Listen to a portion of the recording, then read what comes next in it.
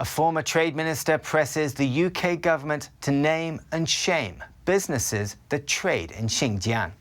It comes amid accusations the Chinese Communist Party is committing genocide against Uyghurs and other minorities in the region.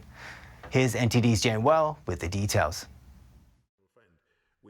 Foreign Office Minister Nigel Adams says the UK government is disturbed by reports of how Uyghurs are treated in Xinjiang, but MPs are pressing him to take more action.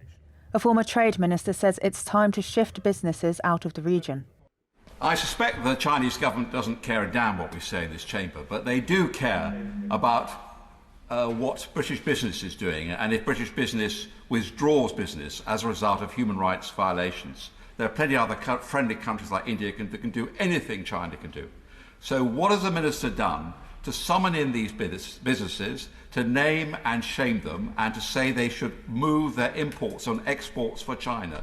He said those businesses in China are no better than the slave traders of the 18th century, who he says built their businesses on the backs of misery. In response, the minister says the government has provided guidance for businesses in Xinjiang. Guidance, they need to understand the moral, reputational, legal and economic risks of conducting business in Xinjiang. It is for businesses to reassure themselves and their customers, Mr. Speaker, that their activities in no way contribute to human rights violations taking place in Xinjiang.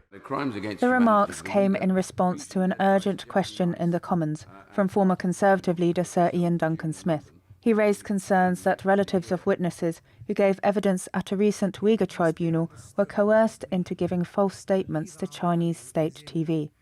The tribunal, led by prominent human rights lawyer Sir Geoffrey Nice, is assessing if the Chinese state is committing genocide in Xinjiang. I attended the tribunal and I saw images of mass crematoriums and a young mum who was incarcerated for a couple of years.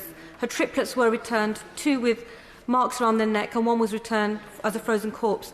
And for her bravery to give evidence to the inquiry, she had her family paraded on TV by the Chinese authorities. The right thing for the minister to do would be to support publicly the tribunal. Otherwise, we end up as the United Nations, a broken flush when it comes to holding China to account.